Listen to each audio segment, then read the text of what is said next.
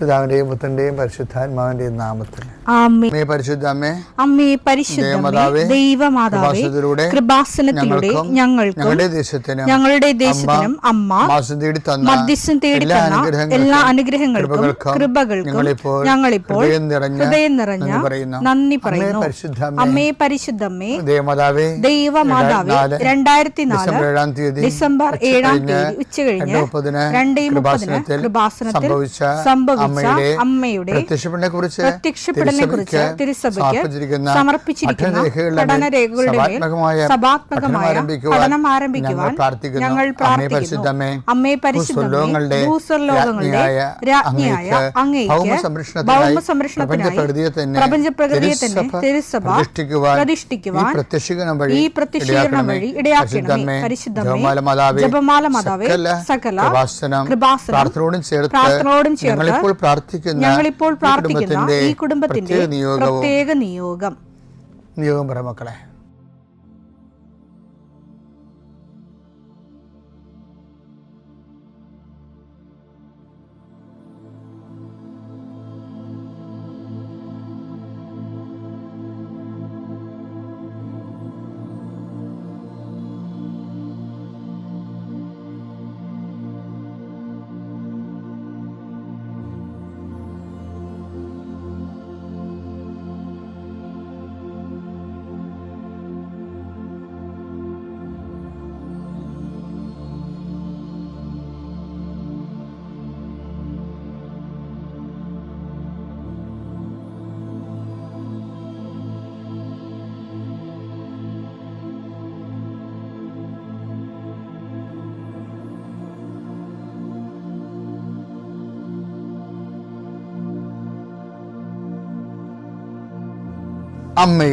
അമ്മയുടെ പ്രത്യക്ഷീകരണത്തിന്റെ ഈ അനുഗ്രഹവേളയിൽ ഞങ്ങൾക്ക് സാധിച്ചു തരുവാൻ കനിയണമേ. ആമേൻ. വിശ്വാസ പ്രമാണം. സർവശക്തനായ പിതാവും ആകാശത്തിന്റെയും ഭൂമിയുടെയും സൃഷ്ടാവുമായ ദൈവത്തിൽ ഞാൻ വിശ്വസിക്കുന്നു. അവിടുത്തെ ഏകപുത്രനും ഞങ്ങളുടെ കർത്താവുമായ ഈശോമിശിഹായിലും ഞാൻ വിശ്വസിക്കുന്നു. ഈ പുത്രൻ പരിശുദ്ധാത്മാവിനാൽ ഗർഭസ്ഥനായി കന്യകാമറിയത്തിൽ നിന്ന് പിറന്ന് പൊന്തിയോസ് പീലാത്തോസിന്റെ കാലത്ത് പീഡകൾ സഹിച്ച് കുരിശിൽ തറയ്ക്കപ്പെട്ട് മരിച്ച് അടക്കപ്പെട്ട് പാതാളങ്ങളിൽ ഇറങ്ങി മരിച്ചവരുടെ ഇടയിൽ നിന്ന് 3-ാം നാൾ ഉയർത്ത് സ്വർഗത്തിലേക്ക് എഴുന്നള്ളി സർവശക്തിയുള്ള പിതാവായ ദൈവത്തിന്റെ വലതുഭാഗത്തിരിക്കുന്നു. അവിടെ നിന്ന് ജീവിക്കുന്നവരെയും മരിച്ചവരെയും വിധിക്കുവാൻ വരുമെന്നും ഞാൻ വിശ്വസിക്കുന്നു. പരിശുദ്ധാത്മാവിലും ഞാൻ വിശ്വസിക്കുന്നു. വിശുദ്ധ കത്തോലിക്കാ സഭയിലും പുണ്യവാന്മാരുടെ ഐക്യത്തിലും പാപങ്ങളുടെ മോചനത്തിലും ശരീരത്തിന്റെ ഉയർപ്പിലും നിത്യമായ ജീവിതത്തിലും ഞാൻ വിശ്വസിക്കുന്നു. ആമേൻ. സുഖസ്ഥനായ ഞങ്ങളുടെ പിതാവേ, അങ്ങയുടെ നാമം പൂജിതമാകണമേ. അങ്ങയുടെ രാജ്യം വരണമേ. അങ്ങയുടെ തിരുമനസ് സ്വർഗത്തിലെ പോലെ ഭൂമിയിലും ആകണമേ. അന്നു വേണ്ടുന്ന ആഹാരം ഇന്ന് ഞങ്ങൾക്ക് തരണമേ. ഞങ്ങളോട് തെറ്റ് ചെയ്യുന്നവരോട് ഞങ്ങൾ ക്ഷമിക്കുന്നത് പോലെ ഞങ്ങളുടെ തെറ്റുകൾ ഞങ്ങളോടും ക്ഷമിക്കണമേ. ഞങ്ങളെ പ്രലോഭനത്തിൽ ഉൾപ്പെടുത്തരുതേ, തിന്മയിൽ ഞങ്ങൾ രക്ഷിക്കണമേ. ആമേൻ. നന്മ നിറഞ്ഞ മറിയമേ, സ്വസ്തി. കർത്താവ് അങ്ങയുടെ കൂടെ സ്ത്രീകളിൽ അങ്ങ് അനുഗ്രഹിക്കപ്പെട്ടവളാകുന്നു. അങ്ങയുടെ ഉദരത്തിൻ ഫലമായി ഈശോ അനുഗ്രഹിക്കപ്പെട്ടവനാകുന്നു. പരിശുദ്ധ മറിയമേ, തമ്പുരാന്റെ അമ്മേ, പാപികളായ ഞങ്ങൾക്ക് വേണ്ടി ഇപ്പോഴും ഞങ്ങളുടെ മരണസമയത്തും തമ്പുരാനോട് അപേക്ഷിക്കണമേ. ആമേൻ. കർത്താവേ, നിന്റെ ഉന്നതമായ നാമത്തിന് സ്തോത്രം. കർത്താവേ, നിന്റെ വിശുദ്ധ പൗരോഹിത്യത്തെ മഹത്വപ്പെടുത്തണമേ. കർത്താവെ, സഭയിലുള്ള സാന്നിധ്യം പ്രകടമാക്കണം. 40 വർഷം ഞാൻ അർപ്പിച്ച കൃപാന്റെ യുഗതിയാണ്. കൃപാസ്ഥാനത്താറെ ജീവനോടെ പ്രത്യക്ഷപ്പെട്ട മാതാവിന്റെ മാധ്യസ്ഥ ഇന്ന് അങ്ങയുടെ മക്കളെ പ്രാർത്ഥന കൂടുന്ന എല്ലാ മക്കൾക്ക് വേണ്ടി പ്രാർത്ഥിക്കുകയാണ്. കർത്താവെ, മനസ്സ് വേദനിക്കുന്ന എല്ലാ വിഷയങ്ങളും, അവരുടെ മനസ്സ് വേദനിപ്പിക്കുന്ന എല്ലാ വ്യക്തികളും ഇപ്പോഴും ഈശോയുടെ നാമത്തിൽ നിർവീര്യമാകട്ടെ.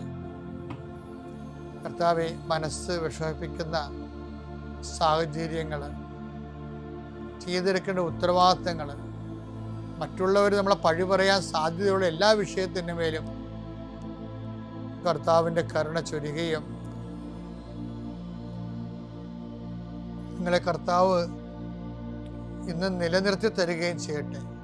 നിങ്ങൾ പോകുന്ന വഴികൾ, കണ്ടുമുട്ടുന്ന വ്യക്തികൾ, ചെയ്യുന്ന കാര്യങ്ങൾ, യാത്ര ചെയ്യുന്ന വാഹനങ്ങൾ, ഒപ്പിടുന്ന പേപ്പറുകൾ, കൈമാറുന്ന രേഖകൾ, കഴിക്കുന്ന മരുന്ന് എല്ലാം മാതാവിൻ്റെ മധ്യസ്ഥത്തിൽ യേശുനാമത്തിൽ അനുഗ്രഹിക്കപ്പെടുകയും നീ ദൈവത്തെ അനുഭവിക്കാൻ ഇന്ന് നിന്നെ സഹായിക്കുകയും ചെയ്യട്ടെ. നിത്യം പിതാവും പുത്രനും പരിശുദ്ധാത്മാശ്രേഷ്ഠ നീക്കുവാണ്. എൻ്റെ പ്രിയപ്പെട്ടവരെ, പിന്നെ ഉണ്ടല്ലോ, കർത്താവ് പറഞ്ഞല്ലേ എനിക്കൊരു ജ്ഞാനസ്നാനം സ്വീകരിക്കാനുണ്ടെന്ന്. അത് കേൾക്കുമ്പോൾ എനിക്ക് ഭയങ്കര സന്തോഷമാണ്. എന്താണെന്നറിയാമോ? കർത്താവ് 12:50 ലൂക്ക 12:50 പറയണത്. എന്ന് വായിച്ചേ. എനിക്ക് ഒരു സ്നാനം സ്വീകരിക്കാനുണ്ട്, എനിക്ക് സ്നാനം സ്വീകരിക്കാനുണ്ട്, അത് നിവൃത്തിയാകുവോളം ഞാൻ എത്ര ഞെരുങ്ങുന്നു. അപ്പം അതായത് ഈശോ തീഷ്ണമായി ആഗ്രഹിക്കണം. അപ്പം എന്താ ഈ ജ്ഞാനസ്നാനം എന്ന് പറഞ്ഞാൽ എന്താ ഉദ്ദേശിക്കുന്നത്? കർത്താവ് സ്വീകരിക്കാവുന്ന പീഡാസഹനങ്ങളെയാണ് ഇത് പറയണത്. സ്വീകാര്യ ലേഖനം ഇല്ലേ, റോമ 6:3 എടുത്തേ. യേശുക്രിസ്തുവിനോട് ഐക്യപ്പെടാൻ ജ്ഞാനസ്നാനം സ്വീകരിച്ച നാം എല്ലാവരും അവന്റെ മരണത്തോട് ഐക്യപ്പെടാനാണ് ജ്ഞാനസ്നാനം സ്വീകരിച്ചതെന്ന് നിങ്ങൾക്കറിഞ്ഞുകൂടെ. ഓരോ സഹനവും കർത്താവിൻ്റെ മരണത്തോടുള്ള നമ്മുടെ ഐക്യദാർഢ്യമാണ്. അത് ബൈബിള് മുന്നോട്ട് വെക്കുന്ന വല്ലാത്ത ഒരു ഞെട്ടിപ്പിക്കുന്ന ഒരു സ്വർഗീയ വെളിപാടാണത്. അതായത് ഇപ്പം ജ്ഞാനസ്നാനം തന്നെയാണെങ്കിൽ, ജ്ഞാനസ്നാനം കത്തോലിക്ക സഭയുടെ പഴയ ബേസിക് കാറ്റഗിസത്തിലെ ജ്ഞാനസ്നാനത്തെക്കുറിച്ച് പണ്ടൊക്കെ ഞങ്ങൾ പഠിച്ചത്, കുഞ്ഞായിരുന്ന പഠിച്ചതാണ്. ഇപ്പോഴത് മറന്നുപോയിട്ടൊന്നുമില്ല. അതായത് ജ്ഞാനസ്നാനം കർമ്മദോഷം ഉണ്ടെങ്കിൽ അതും ഉത്ഭവദോഷവും നീക്കി നമ്മളെ ക്രൈസ്തവരും ദൈവത്തിൻ്റെ മക്കളുമായി തീർക്കാനുള്ള കൂദാശയാണെന്നാണ്. അപ്പോൾ ജ്ഞാനസ്നാനം എന്ന് വരുമ്പോഴത്തേക്കും നമ്മൾ ദൈവത്തിൻ്റെ മക്കളായിട്ട് മാറുകയാണ്. പക്ഷേ പൂർണ്ണ തോതിലുള്ള മക്കളാകണമെങ്കിൽ എന്ത് ചെയ്യണമെന്നറിയാമോ? അത് നമ്മൾ ഇപ്പം തന്നെ പറഞ്ഞാൽ അത് കൂദാശയോടെ കൂദാശയിൽ ജീവിക്കുന്ന ദൈവിക ജീവൻ, ദൈവത്തിൻ്റെ സ്വഭാവം, ദൈവത്തിൻ്റെ ജീവൻ കൂദാശകളിലൂടെ പകർന്ന് കിട്ടുന്ന സഭയുടെ ആത്മീയ സംവിധാനങ്ങളിലൂടെ കടന്നു പോകുന്നവർക്കാണ് ഈ ബാപ്റ്റിസം, കൺഫർമേഷൻ, കമ്മ്യൂണിയനൊക്കെ ഉള്ളത്. പക്ഷേ അല്ലാത്തവർക്ക് എന്താ മാർഗം? ഇപ്പോൾ സഭയുടെ അകത്ത് നിൽക്കാൻ പറ്റണില്ല. പക്ഷേ അവർക്ക് ക്രിസ്തുവിനെ അറിയണം, ക്രിസ്തുവിൽ ജീവിക്കണം, ക്രിസ്തുവിലുള്ള രക്ഷ നേടണം എന്നൊക്കെ അവർ തീവ്രമായി അപേക്ഷിച്ചാൽ ബൈബിൾ അവർക്ക് വേറെ ഒരു വിഭവമാണ് വിളമ്പണത്. അതെത്രയാണെന്നറിയാം. പക്ഷെ അതിനകത്ത് ഇതുപോലെ ഈ കമ്മ്യൂണിയനും ഒന്നും വരത്തില്ല. കമ്മ്യൂണിയൻ കൺഫർമേഷൻ പരിശുദ്ധാത്മാവിലുള്ള അപ്പോസ്തലിക് സ്ഥിരീകരണമാണത് കൺഫർമേഷൻ എന്ന് പറയുന്നത്. പിന്നെ കമ്മ്യൂണിയൻ കർത്താവിനെ പങ്കുവെച്ച് നമ്മൾ കമ്മ്യൂണിയനായിട്ട് ഈ ദിവ്യകുർബാനയിൽ ഈശോനെ സ്വീകരിക്കണത്. അപ്പോൾ അതൊരു വഴിയാണ്. പക്ഷെ ആ വഴി ചില സമയത്ത് സാഹചര്യം കൊണ്ട് പറ്റാത്തവർക്ക് എന്ത് ചെയ്യും? അവർക്ക് വേറെ ഒരു വഴി ക്രിസ്തുവിനെ അറിഞ്ഞ് ജീവിക്കാൻ വേണ്ടി ബൈബിള് ഒരു വാതിൽ തുറന്നു വെച്ചിട്ടുണ്ട്. അത് പൗലോസിലൂടെയാണ്. പുള്ളിയായിരുന്നു ഇങ്ങനെ വിജാതിയുടെ അപ്പോസ്റ്റൽ എന്നാണ് പുള്ളി അറിയപ്പെടുന്നത്. നമുക്ക് വിജാതിയിൽ നിന്നൊക്കെ വിളിക്കാൻ പറ്റുമോ അറിയത്തില്ല. ബൈബിളിൻ്റെ ഒരു ടേമാണത്, തർജ്ജമ ചെയ്ത ടേം. അപ്പോൾ അതുകൊണ്ട് ഞാനത് പറഞ്ഞതേ ഉള്ളൂ. അപ്പോൾ പുറജാതിക്കാരെന്നാണ് പൊതുവെ ചില ബൈബിൾ എഴുതിയിരിക്കുന്നത്. അതായത് ക്രിസ്തുവിൻ്റെ വിശ്വാസത്തിന് പാരമ്പര്യ വിശ്വാസത്തിന് പുറത്തുള്ളവർ, പാരമ്പര്യ വിശ്വാസത്തിന് പുറത്ത് ജനിച്ചു പോയവർ, അവർക്ക് എങ്ങനെയാണ് ക്രിസ്തുവിൽ എന്തുമാത്രം ആൾക്കാരാണത് അറിഞ്ഞിരിക്കുന്നത്? അവർക്ക് കർത്താവിൻ്റെ വചനം വേറൊരു വാതിൽ തുറന്നു വെച്ചിട്ടുണ്ട്. അതാണെന്നറിയാമോ? അത് എഫേസ്യൻസ് വായെടുത്ത് 1:13-14 രക്ഷയുടെ സദ്വാർത്തയായ അതെ കേട്ടോ, രക്ഷയുടെ സദ്വാർത്തയായ സത്യത്തിന്റെ വചനം ശ്രവിക്കുകയും അവനിൽ വിശ്വസിക്കുകയും ചെയ്ത നിങ്ങളും വാഗ്ദാനം ചെയ്യപ്പെട്ട പരിശുദ്ധാത്മാവിനാൽ അവനിൽ മുദ്രിതരായിരിക്കുന്നു. മുദ്രിതമാണ്, കൺഫേംഡ് ആണെന്നാണ്. അതായത് യേശുവിൽ അവനിൽ വിശ്വസിക്കുന്നത് കൊണ്ട് തന്നെ, വിശ്വാസം കൂടെ തന്നെ അവനെടുക്കുന്ന ഒരു ആത്മസ്നാനത്തിൽ ഓട്ടോമാറ്റിക്കായിട്ട് കിട്ടുന്നതാണ് പരിശുദ്ധാത്മാവിൻ്റെ മുദ്രീകരണം. അത് നല്ല സൂപ്പർ ഒരു പുതിയ വാതിലാണ് പൗലോസ് ചെയ്യണത്. വായിച്ചത് അടുത്ത വായിച്ചേ. എഫേസ്യസ് 1:14. എഫേസ്യസ് 1:14. അവിടുത്തെ മഹത്വം അവിടുത്തെ മഹത്വം പ്രകീർത്തിക്കുന്നതിനുള്ള അവകാശം നാം വീണ്ടെടുത്ത് സ്വന്തമാക്കുന്നത് വരെ. അവിടുത്തെ മഹത്വം പ്രകീർത്തിക്കുന്ന അവകാശം നാം വീണ്ടെടുത്ത് സ്വന്തമാക്കുന്നവരെ. ആ അവകാശത്തിന്റെ അച്ചാരമാണ് ഈ പരിശുദ്ധാത്മാവ്. നമ്മൾ സ്വാഭാവികമായ സഭാത്മകമായ സാക്ഷ്യ ജീവിതത്തിൻ്റെ പുറത്തും നിത്യരക്ഷയ്ക്ക് അഡ്വാൻസ് കൊടുത്ത് നമുക്ക് ദൈവമഹത്വത്തിൻ്റെ പൂർണ്ണതയിലേക്ക് എത്തിച്ചേരാൻ നമ്മൾ ആഗ്രഹിക്കണം, മനസ്സുകൊണ്ട് ആഗ്രഹിക്കണം ക്രിസ്തുവിൻ്റെ ദൈവിക ജീവൻ്റെ പൂർണ്ണതയിൽ എത്തിച്ചേരാൻ. പിന്നെ ബാക്കിയുള്ള കാര്യങ്ങൾ കർത്താവിൻ്റെ കയ്യിലാണ് ഉള്ളത്. നിൻ്റെ സത്യസന്ധമായിട്ടാണ് ദൈവത്തിൻ്റെ മഹത്വത്തിന് നമ്മൾ സാക്ഷ്യം എന്ന് പറയുമ്പോൾ എന്താണെന്നറിയാമോ? മഹത്വത്തിൻ്റെ സാക്ഷികൾ എന്ന് വെച്ച് കഴിഞ്ഞാൽ നമുക്ക് സഹനമായിരിക്കും കിട്ടുന്നത്. അതൊരു സഹനത്തിൻ്റെ ന്യായസ്ഥാനം പോലെ നമുക്ക് എടുത്തു കഴിഞ്ഞാൽ അതെന്നെ സംഭവിക്കണമെന്ന് വെച്ച് കഴിഞ്ഞാൽ അത് കർത്താവിൻ്റെ മഹത്വത്തിനായി നമ്മൾ കാഴ്ചവെച്ച് കഴിയുമ്പോൾ എന്താ സംഭവിക്കുന്നത്? ആ മഹത്വത്തെക്കുറിച്ച് വായിച്ചു. 14 എഫേസ്യസ് 1:14. അവിടുത്തെ മഹത്വം പ്രകീർത്തിക്കുന്നതിനുള്ള അവകാശം നാം വീണ്ടെടുത്ത് സ്വന്തമാക്കുന്നത് വരെ ആ അവകാശത്തിന്റെ അച്ചാരമാണ് ഈ പരിശുദ്ധാത്മാവ്. അച്ഛൻ പറഞ്ഞ ഇതാണ്, ഏതെങ്കിലും തരത്തിലൊരു സഹനം വന്നാൽ ക്രിസ്തുവിൻ്റെ മരണത്തോട് ഐക്യപ്പെടുത്തി നമ്മുടെ സഹനത്തെ മാറ്റണം. അപ്പം നമ്മൾ അങ്ങനെ മാറ്റിയാൽ നമ്മൾ പരാതിപ്പെടത്തില്ല. നമ്മൾ ഉപയോഗിച്ചവർ ക്ഷമിക്കും. നമ്മൾ ക്രിസ്തീയ ക്ഷമയെന്നൊക്കെ പറഞ്ഞാൽ എന്താണെന്ന് അറിയാമോ? അത് ജ്ഞാനസ്ഥാനത്തിന് നമ്മളെ സഹായിക്കുന്നതാണ്. സഹനം തരുന്ന ആൾക്കാരെ, അതിലൂടെയാണ് നമുക്ക് നിത്യരക്ഷ നേടിയെടുക്കാൻ കഴിയണത്. അതിമനോഹരമാണ്. അപ്പോൾ ഒന്നിനും വിഷമിക്കരുത്. ആരെങ്കിലും എന്തെങ്കിലും പറഞ്ഞു വിചാരിച്ചിട്ട് ക്രിസ്തുവിനെ പ്രതി ഏറ്റെടുത്തിട്ട് പരമാവധി, ആദ്യമൊക്കെ കുറച്ച് പാടായിരിക്കും, പതുക്കെ ഞങ്ങളും ഇപ്പോൾ പരോപസം പറഞ്ഞില്ലേ, ഞങ്ങൾ പോലും വിജയിച്ചവരായി കാണപ്പെടണമെന്നില്ല, എന്ന് നിങ്ങൾ വിജയിക്കണമെന്നാണ് ഞങ്ങളുടെ ആഗ്രഹം എന്നൊക്കെ പൗരസപ്പോസും പറയുന്നില്ലേ. അപ്പം അതൊരു പ്രോസസ്സാണ്. പക്ഷെ നമ്മൾ ആത്മാർത്ഥമായിട്ട് ശ്രമിക്കുകയാണെങ്കിൽ ദൈവം നമ്മുടെ ആത്മാർത്ഥ കണ്ടെത്തിയിട്ട് നമ്മളെ തക്ക സമയം സഹായിക്കും. പിതാവിൻ്റെയും പുത്രൻ്റെയും പരിശുദ്ധാത്മാവിൻ്റെ നാമത്തിൽ മഹത്വം ഉണ്ടായിരിക്കട്ടെ. എൻ്റെ പേര് സുനു. ഞങ്ങൾ വരുന്നത് പത്തനംതിട്ടയിൽ നിന്നാണ്. 2023 ഫെബ്രുവരി 10 ഞാൻ ആദ്യമായി അമ്മയുടെ അടുത്ത് വന്ന് ഉടമ്പടി എടുക്കുന്നത്. ഞാൻ വന്നതല്ല, അമ്മ ജീവനോടെ പ്രത്യക്ഷപ്പെട്ട ഈ പുണ്യഭൂമിയിലേക്ക് അമ്മ എന്നെ വിളിച്ച് അമ്മ എനിക്ക് തന്ന വലിയ അനുഗ്രഹത്തിന് അമ്മയ്ക്കും തിരുക്കുമാരനും 1000 നന്ദി പറയാൻ ഈ അൾത്താരയിൽ എനിക്കും എൻ്റെ കുടുംബത്തിനും നിൽക്കാൻ എന്നെ സഹായിച്ച എൻ്റെ അമ്മയ്ക്ക് 1000 നന്ദി പറയാൻ ഈ അവസരം ഞാൻ ഉപയോഗിക്കുന്നു. എനിക്ക് 43 വയസ്സുണ്ട്. മൂത്ത കുട്ടിക്ക് 10 വയസ്സായിട്ടും രണ്ടാമതൊരു കുഞ്ഞിനെ എനിക്ക് ലഭിച്ചിരുന്നില്ല. അതുകൊണ്ട് ഞാൻ ഉടമ്പടിയിൽ വന്ന നിയോഗങ്ങൾ എല്ലാവരും വെക്കുന്നത് പോലെ നിയോഗത്തിൽ എനിക്ക് രണ്ടാമതൊരു കുട്ടിയെ വേണമെന്ന് ഞാൻ നിയോഗത്തിൽ എഴുതിയിരുന്നില്ല. പക്ഷേ ജീവിതകാലം മുഴുവനും അമ്മയുടെ പ്രത്യക്ഷീകരണത്തിൻ്റെ സാക്ഷിയായി എന്നെ ജീവിക്കണമെന്ന് ഞാൻ ആദ്യത്തെ നിയോഗമായിട്ട് ഞാൻ ആദ്യത്തെ ഉടമ്പടിയിൽ വെച്ചിരുന്നു. അമ്മ എനിക്ക് അതിനുള്ള അനുഗ്രഹം തന്നു. ഉടമ്പടി രണ്ടാമത് പുതുക്കി 2ാമത്തെ മാസം ഞാൻ 10 വർഷത്തിന് ശേഷം രണ്ടാമത് പ്രഗ്നൻ്റായി.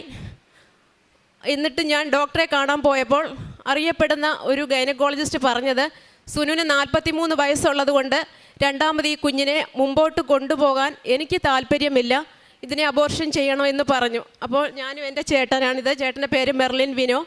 ഞങ്ങൾക്ക് രണ്ടും ഒരേ ഏജാണ്. ചേട്ടന് ഡോക്ടറോട് പറഞ്ഞപ്പോൾ ഡോക്ടർ പറഞ്ഞത് ഈ കുട്ടി മന്ദബുദ്ധിയാകാൻ സാധ്യതയുണ്ട്, കാരണം സുനുവിന് 43 വയസ്സുള്ളത് കൊണ്ട് പൂർണ്ണ ആരോഗ്യത്തോടെ ഈ കുഞ്ഞിനെ കിട്ടാൻ സാധ്യത ഒട്ടും ഇല്ലെന്നാണ്. അപ്പോൾ ഞാൻ പറഞ്ഞത്, ഡോക്ടറെ, ഞാൻ അമ്മയുമായി ഉടമ്പടിയിൽ ജീവിക്കുന്നവളാണ്, എൻ്റെ അമ്മ എന്നെ നോക്കിക്കോളും, എൻ്റെ കുഞ്ഞിനെ നോക്കിക്കോളും എന്ന്. ഈ 10 വർഷത്തിന് ശേഷം യാതൊരു ട്രീറ്റ്മെൻറ്റും ചെയ്യാതെ ഈ ഉടമ്പടി എടുത്ത് രണ്ടാമത് പുതുക്കിയതിന് ശേഷം അമ്മ എനിക്ക് തന്ന കുട്ടി പൂർണ്ണ ആരോഗ്യത്തോടെ 9ാം മാസം എനിക്ക് അമ്മ എൻ്റെ കുഞ്ഞിനെ പൂർണ്ണ ആരോഗ്യവാനായി തന്നു. ഇപ്പോൾ അവന് 10 മാസമായി. ഞാൻ വൈകിട്ടും രാവിലെയും പ്രാർത്ഥിക്കുമ്പോൾ അവൻ അമ്മയെ നോക്കി അമ്മേ അമ്മേ അമ്മയെന്ന് എപ്പോഴും വിളിക്കും. യേശപ്പാന്നും വിളിക്കും, തലയാട്ടി വിളിക്കും. അതുപോലെ ഞാൻ ഗവൺമെൻറ് സ്റ്റാഫാണ്. ഞാൻ പഞ്ചായത്തിൽ ആദ്യം ജോലി ചെയ്തപ്പോൾ എനിക്ക് രണ്ടാം ശനി അങ്ങനെ ഗവൺമെൻറ് ഹോളിഡേ ഒക്കെ മാത്രമേ എനിക്ക് രോഗികളെ കാണാൻ പോകാനൊക്കെ സാധിക്കുമായിരുന്നുള്ളൂ.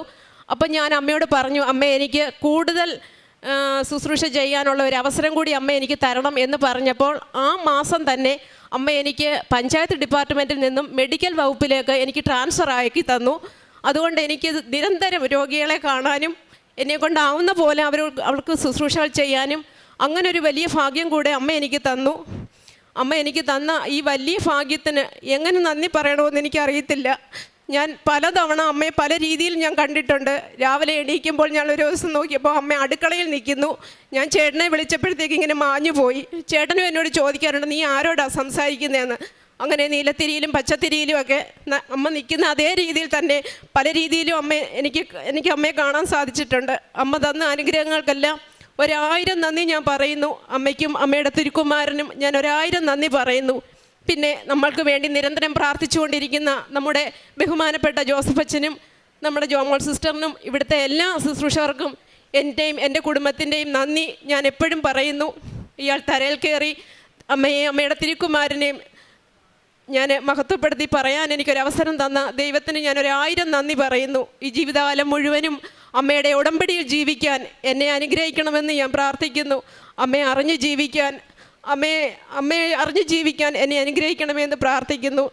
അമ്മ തന്ന അനുഗ്രഹങ്ങൾക്കെല്ലാം വീണ്ടും വീണ്ടും നന്ദി പറയുവാണ്. ഞാൻ എൻ്റെ നല്ല കാലത്താണ് ഉടമ്പടി എടുത്തതെന്ന് വിചാരിക്കുന്നു. എൻ്റെ തലമുറകളെ ദൈവത്തെ അറിഞ്ഞ് ജീവിക്കാൻ തമ്പുരാനെ എന്നെ അനുഗ്രഹിക്കണമെന്ന് പ്രാർത്ഥിച്ചുകൊണ്ട് എല്ലാവർക്കും നല്ലത് വരട്ടെ എന്ന് പ്രാർത്ഥിക്കുന്നു. ഉടമ്പടി എടുത്ത എല്ലാ മക്കൾക്കും നല്ലത് വരട്ടെ എന്ന് പ്രാർത്ഥിക്കുന്നു. ദൈവത്തിൻ്റെ നാമത്തിന് മഹത്വം ഉണ്ടായിരിക്കട്ടെ. ഏഷ്യ പ്രവാചകന്റെ പുസ്തകം 12-ാം അധ്യായം 5 മുതലുള്ള വാക്യങ്ങൾ. കർത്താവിന് സ്തുതി പാടുവിൻ, അവിടുന്ന് മഹത്വത്തോടെ പ്രവർത്തിച്ചു, ഭൂമിയിലെ എല്ലാം ഇതറിയട്ടെ. സിയോൻ വാസികളെ തട്ടഹസിക്കുവിൻ, സന്തോഷത്തോടെ കർത്താവിന് കീർത്തനങ്ങൾ ആലപിക്കുവിൻ. ഇസ്രായേലിൻ്റെ പരിശുദ്ധനായവൻ മഹത്വത്തോടെ നിങ്ങളുടെ മധ്യേയുണ്ട്. പരിശുദ്ധ അമ്മയുടെ പ്രത്യക്ഷീകരണ സാക്ഷിയായിട്ട് സുനോപ്പി പത്തനംതിട്ട തൻ്റെ അനുഭവ സാക്ഷ്യം നമുക്ക് മുമ്പിൽ പങ്കുവെക്കുകയായിരുന്നു.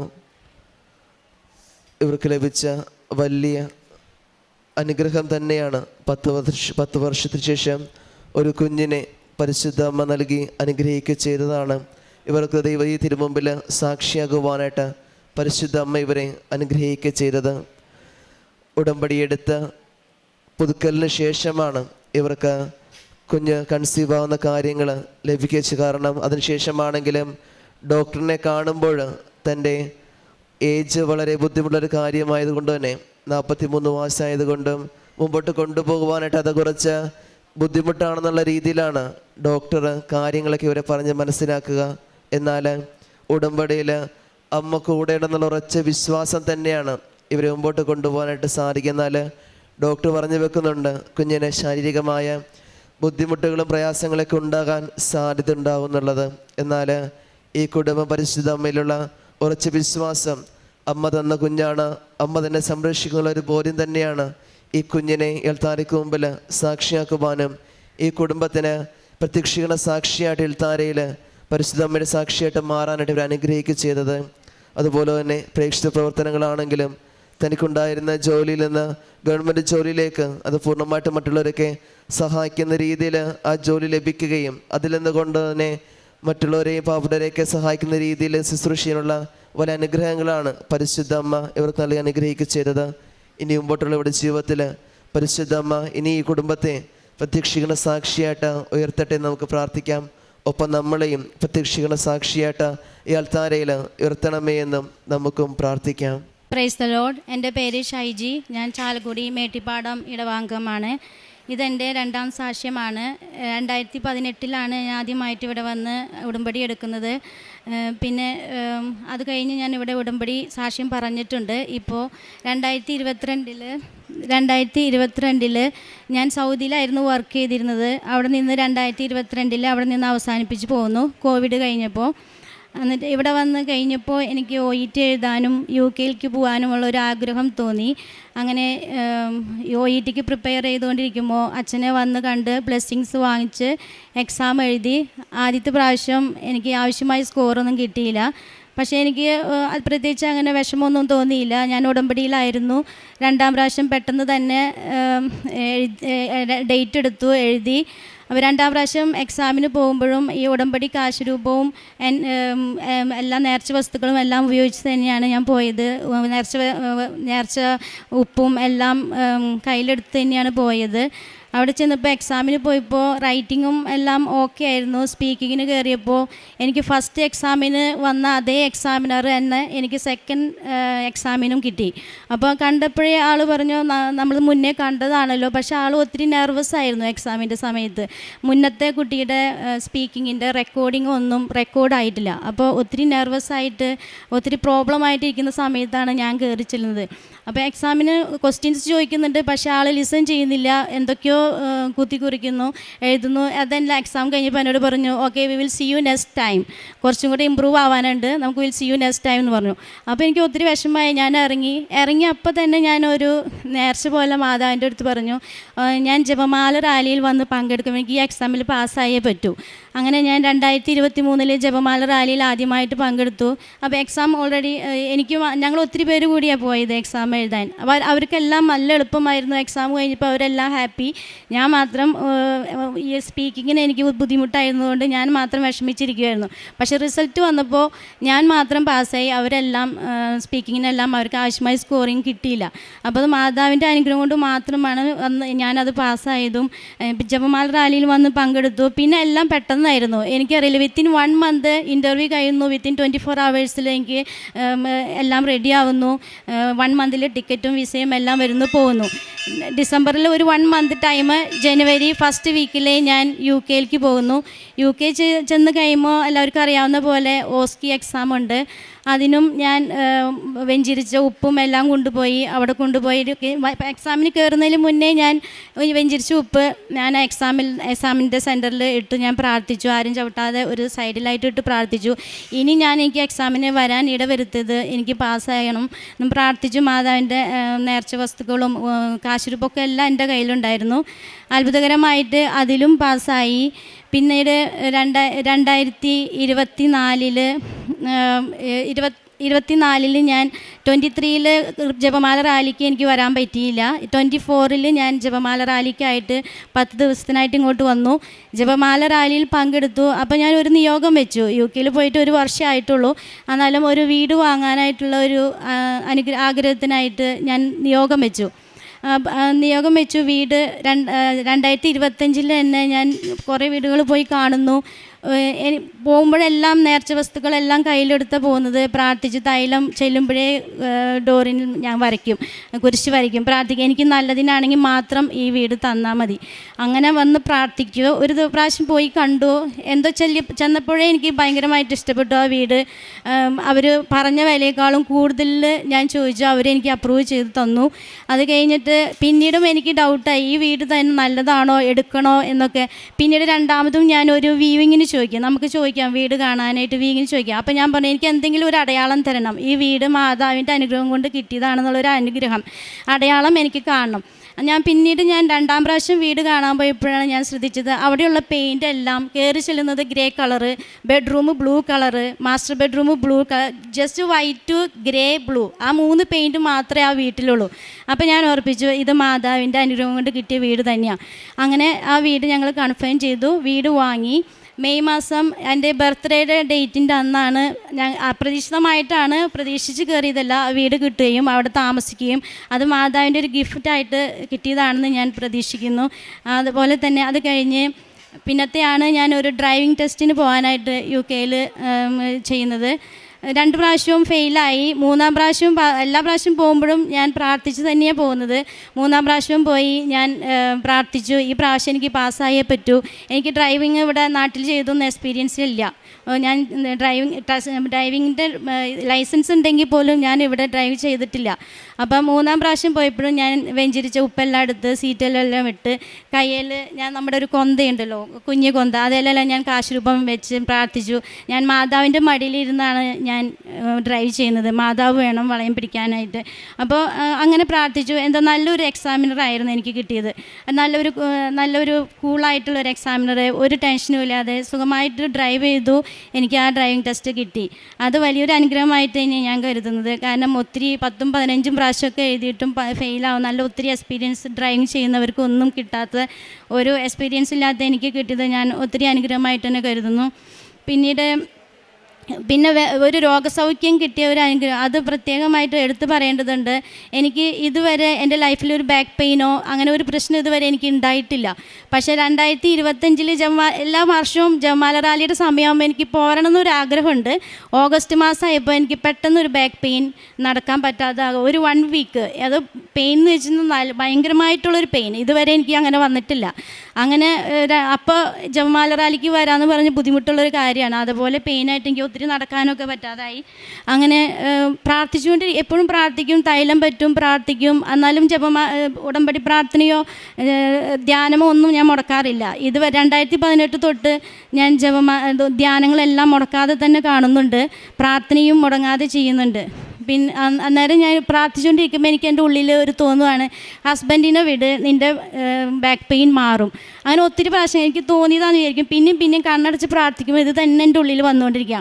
അപ്പോൾ ഞാൻ ഹസ്ബൻഡിനോട് പറഞ്ഞു ജപമാല റാലിക്ക് പോകണം, എന്നാലേ എൻ്റെ ബാക്ക് പെയിൻ മാറുള്ളൂ എന്ന് പറഞ്ഞു. അപ്പോൾ ആൾ പറഞ്ഞു ഞാൻ എങ്ങനെയാണ് പോകുന്നത്, ഇത്രയും ദൂരം നടക്കാൻ, അങ്ങനെയൊക്കെ പറഞ്ഞു പോകാൻ. പിന്നീട് ഞാനിങ്ങനെ പറഞ്ഞു കഴിഞ്ഞപ്പോൾ ഓക്കെ പറഞ്ഞു, ടിക്കറ്റ് എടുത്തു, ജപമാല റാലിക്ക് വന്ന് പങ്കെടുത്ത് അന്ന് വൈകിട്ടും എനിക്ക് പെയിനുണ്ട്. ജപമാല റാലി കഴിഞ്ഞ് വീട്ടിൽ വന്ന് ഇപ്പോഴും ഞാൻ വിളിക്കും, ഞാൻ പറഞ്ഞു എനിക്കിപ്പോഴും പെയിനുണ്ട്. പക്ഷേ പിറ്റേ ദിവസം നേരം വെളുത്ത് എനിക്കിപ്പോൾ തുടങ്ങി ആ പെയിൻ എവിടെ പോയെന്നോ, ഇതുവരെ ഇപ്പോൾ 1 വർഷമാവാനല്ലേ പോകുന്നത്, ഇതുവരെ എനിക്ക് ആ പെയിൻ പിന്നെ വന്നിട്ടില്ല. അവിടെ MRI ചെയ്തു, ഡിസ്കിന് മൾട്ടിപ്പിൾ പ്ലേസസ് ഡിസ്ക് പ്രോലാപ്സ് ഉണ്ടെന്ന് എല്ലാവരും പറഞ്ഞു, എമർജൻസി ഫിസിയോതെറാപ്പി. പക്ഷേ എനിക്ക് അവർ ഫിസിയോതെറാപ്പിയിൽ അപ്പോയിൻമെൻറ്റ് കിട്ടുന്നത് ജപമാല റാലി കഴിഞ്ഞതിന് ശേഷമാണ്. അവർ ടെസ്റ്റ് ചെയ്യുന്നു, ഒരു പ്രശ്നം അവർ കാണുന്നില്ല, അവർ ഫിസിയോതെറാപ്പിയിൽ നിന്ന് ഡിസ്ചാർജ് ആയി വരുന്നു. അവർ പറഞ്ഞ MRI റിസൾട്ട് വെച്ചിട്ട് ഒരു പെയിനും ഇല്ലയെന്ന് പറയുന്നത് അത്ഭുതം തന്നെ, അവർ അങ്ങനെ പറയുന്നു. അപ്പോൾ ഇതുവരെ പിന്നെ എനിക്ക് ആ പെയിൻ വന്നിട്ടില്ല, അത് ഭയങ്കരമായിട്ടൊരു അത്ഭുതമാണ്. പിന്നെ അങ്ങനെ ഒത്തിരി അനുഗ്രഹങ്ങൾ എനിക്ക് ലഭിച്ചിട്ടുണ്ട്. നേർച്ച വസ്തുക്കളിൽ കൂടും പ്രാർത്ഥനകളിൽ കൂടും എല്ലാം ഒത്തിരി അനുഗ്രഹങ്ങൾ ലഭിക്കുന്നുണ്ട്. വളരെ കുറച്ച് കാര്യങ്ങൾ മാത്രമേ ഇവിടെ പറയുന്നുള്ളൂ. പിന്നീട് കാരുണ്യ പ്രവർത്തികൾ എന്ന് പറയുന്നത് മറ്റുള്ളവർക്ക് സഹായിക്കാൻ പറ്റാവുന്ന വിധത്തിലെല്ലാം സഹായിക്കുന്നുണ്ട്. പിന്നെ കൂടുതൽ മറ്റുള്ളവർക്ക് വേണ്ടി പ്രാർത്ഥിക്കാനുള്ള ഒരു അനുഗ്രഹം കിട്ടിയിട്ടുണ്ട്. അവർക്ക് കിട്ടുന്ന അനുഗ്രഹങ്ങൾക്ക് നമുക്ക് കാണുമ്പോൾ, നമ്മൾ പ്രാർത്ഥിച്ച് കിട്ടുന്ന അനുഗ്രഹം കാണുമ്പോൾ നമുക്കൊരു നല്ലൊരു സന്തോഷം വരുന്നുണ്ട്. പിന്നെ ഒത്തിരി പേര് അവർക്ക് മാതാവിനെ കുറിച്ച് പറയുകയും ഇവിടെ വന്ന് അവർക്കെല്ലാം ഒരുപാട് അനുഗ്രഹങ്ങൾ കിട്ടുന്നുണ്ട്, ഉടമ്പടി എടുക്കുന്നുണ്ട്. അതെല്ലാം കാണുമ്പോൾ വളരെയധികം സന്തോഷം തോന്നുന്നു. അതുപോലെ ഇതുവരെ മാതാവും ഈശോയും കൂടെ തന്ന എല്ലാ അനുഗ്രഹങ്ങൾക്കും ഞാൻ 1000 നന്ദി പറയുന്നു. സങ്കീർത്തനങ്ങൾ 63-ാം അധ്യായം 2 മുതലുള്ള വാക്യങ്ങൾ. അങ്ങയുടെ ശക്തിയും മഹത്വവും ദർശിക്കാൻ ഞാൻ വിശുദ്ധ മന്ദിരത്തിൽ വന്നു. അങ്ങയുടെ കാരുണ്യം ജീവനേക്കാൾ കാമ്യമാണ്. എൻ്റെ അധരങ്ങൾ അങ്ങയെ സ്തുതിക്കും. പരിശുദ്ധ അമ്മയുടെ പ്രത്യക്ഷീകരണ സാക്ഷിയായിട്ട് ഷൈജി ഷാജു ചാലക്കുടി തൻ്റെ അനുഭവസാക്ഷി നമുക്ക് മുമ്പിൽ പങ്കുവെക്കുകയായിരുന്നു. ഷൈജിയുടെ അനുഭവസാക്ഷി നമുക്ക് മനസ്സിലാക്കാനായിട്ട് സാധിക്കുക വാക്കുകളിൽ ഇപ്രകാരം പ്രകടമായിരുന്നു: ഞാൻ ഉടമ്പടിയിൽ ആയതുകൊണ്ട് യാതൊരുവിധ ഭയവുമില്ലായിരുന്നുള്ളത്. കാരണം OET പാസ്സാകുവാനും UK പോകുവാനൊക്കെ സാധിക്കുക ചെയ്തത് അത് പൂർണ്ണമായിട്ട് ഉടമ്പടിയോട് ചേർന്നുകൊണ്ടുള്ള ജീവിതം തന്നെയാണ്. ആദ്യത്തെ തവണ ഫെയിലാകുമെങ്കിലും അത് ഞാൻ ഉടമ്പടിയിലാണെന്നുള്ള ഉറച്ച വിശ്വാസത്തോടെയാണ് മുമ്പോട്ട് പോവുകയൊക്കെ ചെയ്യുന്നത്. കാരണം ഉടമ്പടി ചേർന്നുകൊണ്ട് മുമ്പോട്ട് പോകുമ്പോഴാണ് അത് 2ാമത്തെ എക്സാമിലാണെങ്കിലും സ്പീക്കിങ്ങിൽ ബുദ്ധിമുട്ടുകളുണ്ടായെങ്കിലും പരിശുദ്ധ അമ്മയുടെ വലിയ സംരക്ഷണയിൽ അവൻ ആഗ്രഹിച്ചതുപോലെ ഒരു വിജയം നൽകി പരിശുദ്ധ അമ്മ അനുഗ്രഹിക്കുക ചെയ്തു. അതോടൊപ്പം തന്നെയാണെങ്കിലും UK തനിക്കൊരു നല്ല ഭവനം വാങ്ങുവാനും, കാരണം ആ ഭവനം വാങ്ങുമ്പോൾ പരിശുദ്ധ അമ്മയുടെ അടയാളങ്ങൾ എന്തെങ്കിലുമൊക്കെ ഉണ്ടാകണമെന്ന് ആഗ്രഹിച്ചത്. എന്നാൽ അത് പരിശുദ്ധ അമ്മയുടെ ഗ്രേ കളറും അതുപോലെ തന്നെ ഉള്ളിലുള്ള മറ്റു കളറൊക്കെ അതിനോടുള്ള അടയാളങ്ങളും സൂചനയുമായിട്ട് പരിശുദ്ധ അമ്മ കാട്ടിക്കൊടുക്കുകയും ചെയ്യുന്നുണ്ട്. അതോടൊപ്പം തന്നെയാണെങ്കിലും തനിക്ക് കിട്ടിയ രോഗസൗഖ്യം, കാരണം അത് ചുമറാലിയൊക്കെ പങ്കെടുക്കുമ്പോഴാണെങ്കിലും അതിനെ തുടർന്നാണെങ്കിലും വേദന ഉണ്ടായിരുന്നെങ്കിലും, പക്ഷെ എന്നാൽ പെട്ട ദിവസങ്ങൾ തന്നെ അത് പൂർണ്ണമായിട്ടും ഫിസിയോതെറാപ്പിയൊക്കെ ചെയ്ത് കടന്നു പോകണമെന്ന് പറഞ്ഞിരുന്നതാണെങ്കിലും, പക്ഷേ അത് പരിശുദ്ധ അമ്മയുടെ വലിയ ഇടപെടലിലൂടെ ഒരു വലിയ രോഗസൗഖ്യം നൽകി ഷൈജിയെ പരിശുദ്ധം അനുഗ്രഹിക്കുക ചെയ്തു. ഇനിയും മുമ്പോട്ടുള്ള ജീവിതത്തിൽ പരിശുദ്ധ അമ്മ ഇനിയും വലിയ വലിയ അനുഗ്രഹങ്ങളാൽ പ്രത്യക്ഷീകരണ സാക്ഷിയായിട്ട് ഈ അൾത്താരയിൽ ഉയർത്തട്ടെ എന്ന് നമുക്ക് പ്രാർത്ഥിക്കാം. ഒപ്പം നമ്മളെയും പ്രത്യക്ഷീകരണ സാക്ഷികളായിട്ട് ഉയർത്തണമേ എന്ന് നമുക്ക് പ്രാർത്ഥിക്കുകയും ചെയ്യാം.